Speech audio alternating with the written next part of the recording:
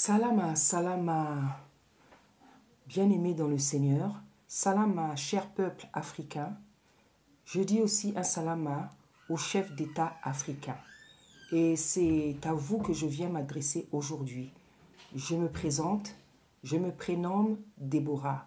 Je suis servante de Dieu et j'ai l'habitude de donner des messages parce que nous avons un créateur, un Dieu qui est vivant, qui a créé le ciel et la terre, un Dieu qui a donné le souffle de vie à chaque être humain, donc un Dieu qui a donné des lois sur la terre pour que les hommes se comportent bien, et lorsque les hommes ne se comportent pas bien, il a donné un livre, des commandements pour des personnes qui ne se comporteraient pas bien. Il a prévu aussi des femmes et des hommes à travers lesquels il parlerait pour rappeler ces lois, pour ramener chaque homme à la droiture, notamment les chefs d'État, les présidents, toute personne élevée en dignité, parce que toute personne qui est élevée en dignité a une responsabilité sur la population. C'est pour ça que le Seigneur, le Dieu Tout-Puissant, avait veillé à se réserver des femmes et des hommes à travers lesquels il parlerait pour donner sa loi, ses commandements, afin que son peuple, les peuples, les nations reviennent à la droiture. Je le disais, je me prénomme Déborah, je suis servante de Dieu qui est habituée à recevoir les messages du Seigneur à qui il s'adresse. Donc, cela ne va pas faire la première fois que je m'adresse à un président de la République. J'ai déjà donné un message à M. Sarkozy, j'ai déjà donné un message à M. Félix Tshisekedi, et lorsque j'ai donné ce message, j'ai vu beaucoup de résultats positifs. Malheureusement, j'ai vu beaucoup d'impact et de résultats après ce discours-là, après ce message. Malheureusement, ces bonnes choses, ces initiatives, ces changements, cet impact n'a pas mis du temps. Voilà. Mais Tata Nzambe, le Seigneur, ne se lasse point ni ne se fatigue de parler aux hommes. Parce que c'est lui qui nous a tous créés et il sait pourquoi il donne des ordres. Donc aujourd'hui, je viens m'adresser au président africain. Cette lettre ouverte, ce message est un appel à la repentance pour tous les chefs africains, les chefs d'État africains qui ne remplissent pas leurs responsabilités par rapport à la population. C'est un appel à la repentance, un appel à arrêter les mauvais comportements et c'est un avertissement aussi de la part du Dieu Tout-Puissant. Nombreux d'entre vous, je peux être votre fille parce que mes parents aussi ont le même âge que vous. Ma mère a plus de 70 ans, mon père a plus de 80. Et pour certains présidents, je pense que vous êtes dans cette tranche d'âge. Donc pour certains présidents, je suis comme une fille, un enfant, parce que j'ai plus de 50 ans, mais je suis une femme âgée tout de même. Et pour d'autres, je suis une cadette. Pour d'autres, je suis une cadette. Ce que je voudrais dire premièrement, et je pense que je ne veux pas vous l'apprendre parce que vous êtes des personnes âgées, des pères de famille. Mais je voudrais rappeler certaines choses qui vous semblaient oubliées lorsque nous voyons l'état de l'Afrique. Un président de la République, c'est comme un chef d'État, c'est comme un père de famille. C'est comme un père de famille. C'est le papa de la nation. Et la nation compte sur vous parce que vous vous êtes proposé à ce poste, donc à remplir certaines tâches pour que le peuple, la population, les citoyens soient épanouis. Mais nous voyons en Afrique, dans notre continent, dans nos pays, ce n'est pas ce qui se passe. Les Africains pleurent, les Africains souffrent. Les Africains gémissent depuis des décennies, depuis la soi-disant indépendance qu'on nous aurait donnée. L'Afrique ne va pas très bien. L'Afrique ne va pas très bien. Lorsque l'Afrique est sortie de l'indépendance, elle a essayé de faire tant bien que mal ce qu'elle avait pu dans tous les niveaux économiques, politiques. Ça a pu marcher pendant un instant. Et la colonisation, la traite négrière, la colonisation, l'esclavage qui a pris des décennies, on ne pouvait pas en attendre mieux pour que l'Afrique se porte aussitôt mieux. De la même manière que la traite négrière, l'esclavage, la colonisation ont pris des siècles et des décennies, il est évident que l'Afrique prendra aussi beaucoup d'années pour se reconstruire. Mais à partir du moment où nos oppresseurs, car on ne va pas se mentir, c'est comme ça que je les appelle, lorsque nous voyons l'état de l'Afrique, lorsque nous voyons que jusqu'aujourd'hui, ceux qui nous ont colonisés hier, jusqu'aujourd'hui ne veulent pas nous laisser tranquilles, jusqu'aujourd'hui, il n'y a pas un autre terme par lesquels on pourra les nommer. Donc je disais donc que depuis que nous avons obtenu les soi-disant indépendances, nous aurons pu mieux faire pour que les pays africains se portent mieux. Mais ce n'est pas ce que nous voyons. L'Afrique souffre. L'Afrique souffre. Il n'y a pas de mots pour qualifier l'état de l'Afrique. Pourtant, c'est le plus beau continent par son paysage paradisiaque, le plus riche continent au niveau des matières premières, le plus riche continent au niveau même de l'alimentation, parce que l'Afrique, c'est les fruits exotiques, c'est la viande de brousse, c'est le poisson qui regorge dans nos merveilleux fleuves. C'est le premier pays, le continent qui contient toutes les matières premières, le pétrole, le bois, les minerais, beaucoup de choses avec lesquelles il est incompréhensible, il est inconcevable que l'Afrique souffre et puisse être dans cet état. Je viens donc m'adresser à vous, chers présidents des États africains.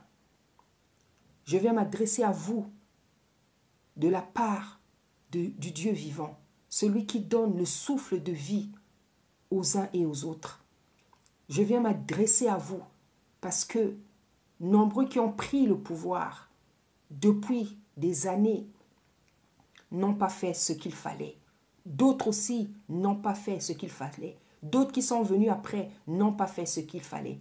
Et jusqu'aujourd'hui, nous pouvons compter les présidents africains qui ont fait ce qu'il fallait pour l'Afrique. Il n'y en a pas beaucoup. Ceux qui ont voulu faire le bien, comme Thomas Sankara, comme Marien Gwabi, comme un tel, ils ont été assassinés par nos oppresseurs et par le biais de ce que nous pourrions appeler des lâches, des traites.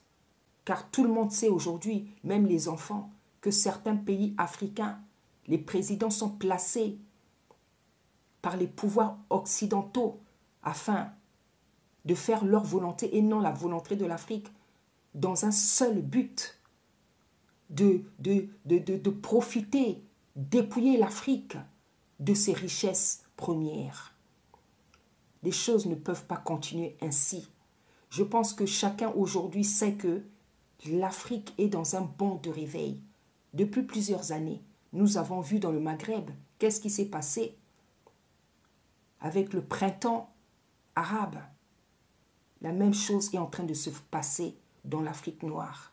Parce que, comme dit le roi Salomon dans la Bible, il y a un temps pour tout.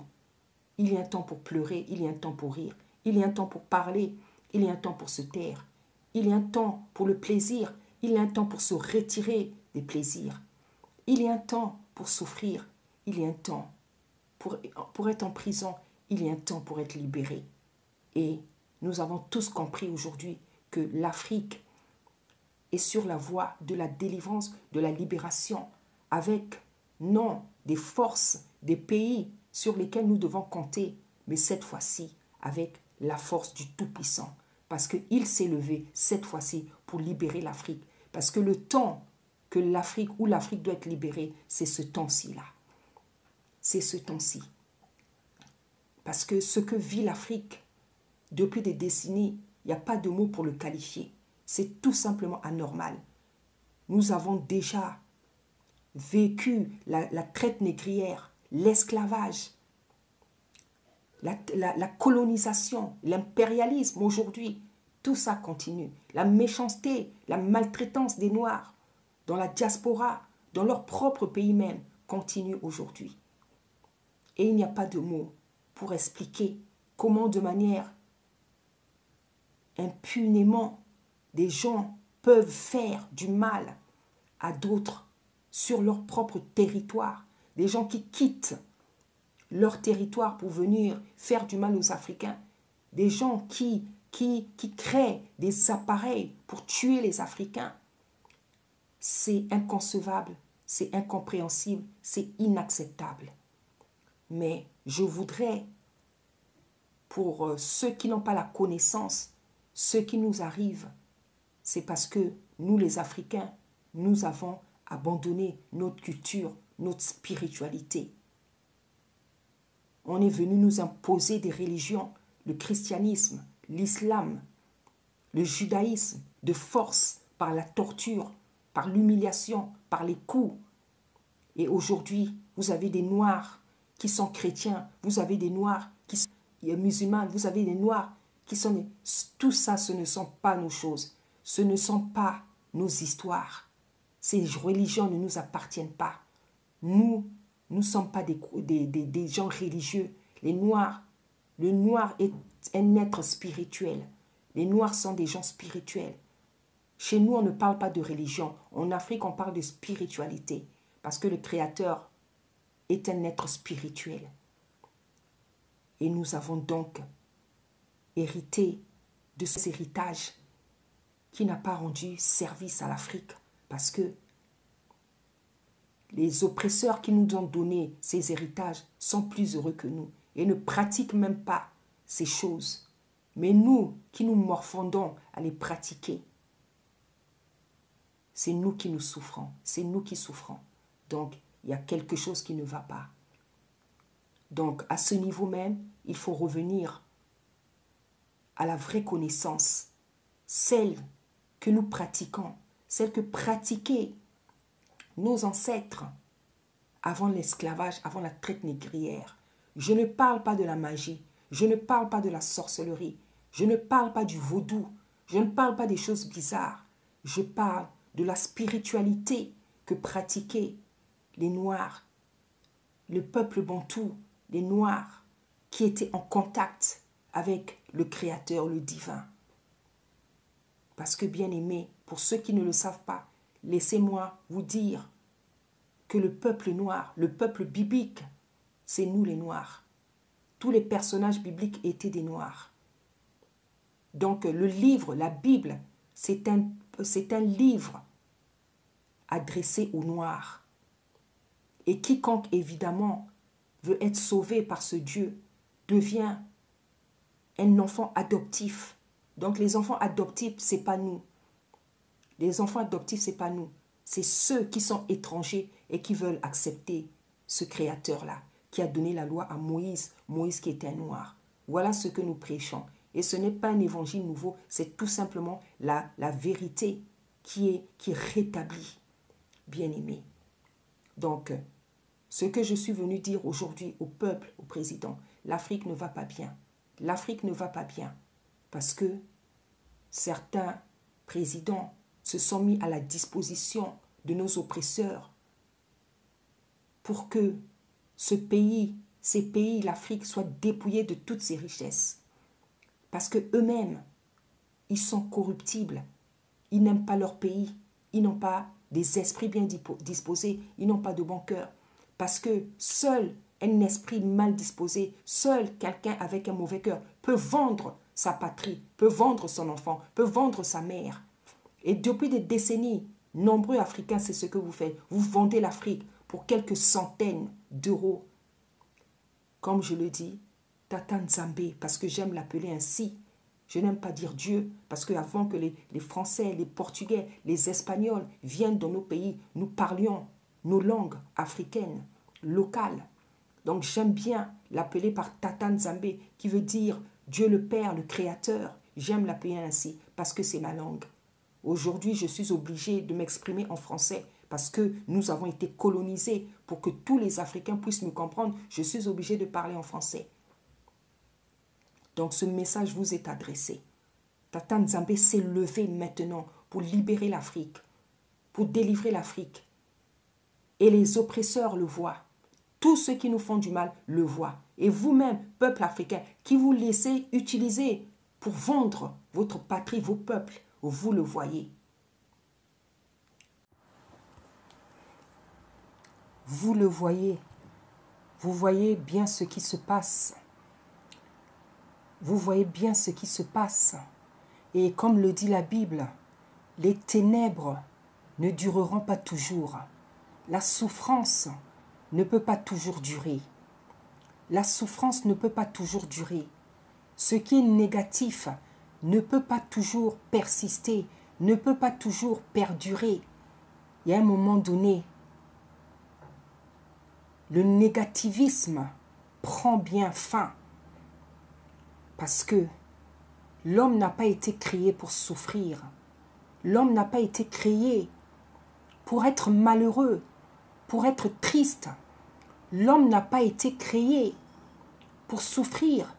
Parce que justement, nous voyons comment les autres pays se battent, se surpassent pour que leur population soit heureuse, pour que leur population soit, comment dire, épanouie. Pourquoi ça ne devrait pas être le cas en Afrique? Pourquoi l'Afrique doit toujours souffrir? Pourquoi les Africains doivent toujours souffrir? Celui qui a créé tous les continents, c'est Tata Nzambe, c'est le Tout-Puissant. Et il a donné à chaque continent ses atouts, à chaque pays ses atouts, comme il en a donné aux hommes. Il a donné aux hommes des qualités, des dons, des grâces. Il a fait la même chose avec les pays et les continents. Chaque continent, chaque pays contient ses qualités. Pourquoi il y en a qui veulent toujours persécuter, dominer, maltraiter les autres? Il y a un temps pour tout, comme le dit le roi Salomon. Il y a un temps pour tout. L'Afrique a beaucoup souffert. L'Afrique souffre beaucoup. L'Afrique a beaucoup souffert depuis des décennies. Et cela, c'est à cause de sa propre faute. C'est à cause des Africains eux-mêmes. Parce qu'ils ont rejeté le Dieu qui leur avait donné la loi de Massa, que vous appelez Moïse, la loi de Massa. Nous avons rejeté les lois de ce livre qui nous appartient. C'est pour ça que nous nous retrouvons dans ces souffrances extrêmes sur tous les plans. Mais comme le dit la Bible, il y a un temps pour tout. Et le temps que Tata Nzambe avait décrété, le temps de souffrance, est arrivé à son terme. C'est pour ça, bien-aimés, chers Africains, chers peuples, chers chefs d'État africains, vous voyez que l'Afrique est en train de se réveiller. Nous voyons des bonds de réveil. Et ce n'est pas un hasard. C'est parce que la punition, le châtiment est en train d'arriver à son terme. Et les signes de la délivrance, de l'affranchissement ne peuvent que se manifester. Et nous le voyons dans toute l'Afrique. Et lorsque un mouvement de libération, de délivrance se met en marche, se met en route, rien ne peut l'arrêter. Parce que la Bible dit, lorsque Tata Nzambe ouvre une porte, qui peut la fermer? Lorsqu'il ferme une porte, qui peut l'ouvrir?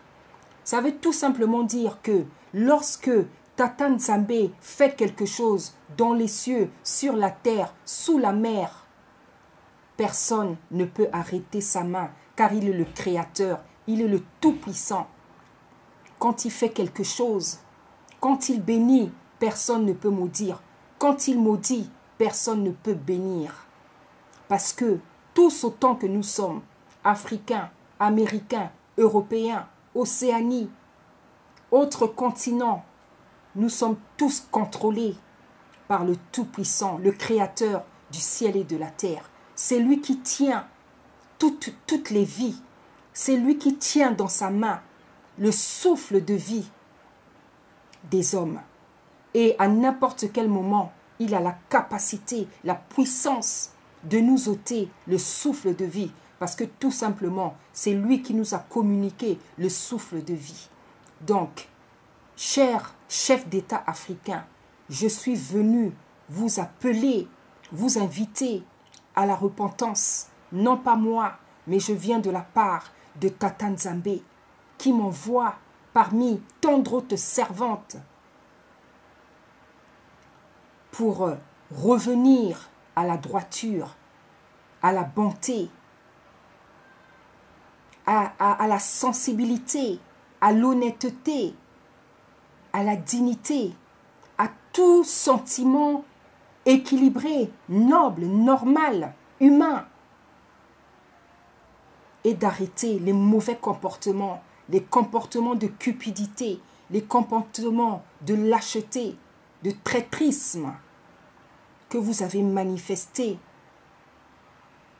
Nombreux parmi vous, Juxala, Tata Nzambe m'envoie pour vous dire d'arrêter de vendre l'Afrique, de vendre vos pays, de vendre l'Afrique et de laisser les Africains à la merci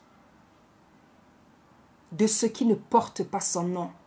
Les Africains sont devenus comme des mendiants sur la terre, alors que l'Afrique regorge de toutes les richesses qui font que les Africains n'auraient même pas besoin et n'ont pas besoin de quitter leur pays, de faire tout et n'importe quoi pour se retrouver dans d'autres pays, de traverser des fleuves, des océans, des mers, au péril de leur vie.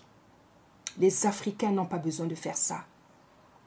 Je viens alors, je le répète, de la part de Tata Nzambe, vous demander d'arrêter cette hémorragie qui dure depuis des décennies. Relevez-vous, chers chefs d'État africains. Relevez-vous, ressaisissez-vous. Vous n'êtes pas des mendiants. Vous n'êtes pas des mendiants. Le continent dans lequel vous vous trouvez, c'est le plus beau continent et c'est le plus grand continent. C'est le plus beau continent et c'est le plus grand continent. Et ce n'est pas pour rien que ce continent est tellement envié et tellement combattu à cause de ses richesses sur tous les plans. Chers pères, chers grands frères, chers chefs d'État africains, relevez-vous, ressaisissez-vous, repentez-vous devant Tata Nzambe. Oui, parce que je crois que nombreux parmi vous ont à se repentir, ont à demander, avec des larmes même, pardon au Créateur du ciel et de la terre, celui qui est capable à n'importe quel moment d'ôter la vie à tous les hommes. Je m'arrête ici, chers chefs d'État africains, en revenant bientôt, car j'ai plusieurs messages de la part de Tata Nzambe, parce que cette Afrique-là, qui est en train d'être délivrée, libérée, il y aura beaucoup de choses à faire pour qu'elle se relève. Il y aura beaucoup de choses. Il y a des politiciens, des économistes, des scientifiques africains, des chimistes, des docteurs, des hommes élevés en dignité, qui sont en train de se battre, qui sont en train de proposer beaucoup de choses, ce qui est tout à fait normal, car c'est ainsi que les choses se passent dans tous les pays. Ce sont les intellectuels qui se lèvent, qui proposent, qui parlent. Et moi qui suis une servante de Tata Nzambe, je fais partie des personnes, et je ne suis pas la seule, des servantes à qui Tata Nzambe a mis une certaine sagesse, une certaine intelligence dans la bouche, afin que de manière humble, je puisse proposer des solutions pour mon continent. Donc, je reviendrai souvent vers vous. Que Tata Nzambe vous donne la force de vous relever. Que Tata Nzambe vous donne la force de vous relever. Parce que si les choses ne changent pas, cher chef d'État africain, Tata Nzambe lui-même s'occupera de vous. Lui-même s'occupera de vous. Et devant lui, nulle menace ne tient, nulle rébellion ne tient, nulle résistance ne tient, parce qu'il est le Tout-Puissant. Comme c'est lui qui a créé tous les hommes sur la terre, tous les animaux, il a la capacité de détruire la personne qui ne veut pas devenir sage. Merci infiniment de m'avoir écouté. Soyez bénis, peuple de Tata Nzambe. Soyez bénis, peuple africain. Soyez bénis, chef d'État africain. Merci beaucoup de m'avoir écouté. Merci.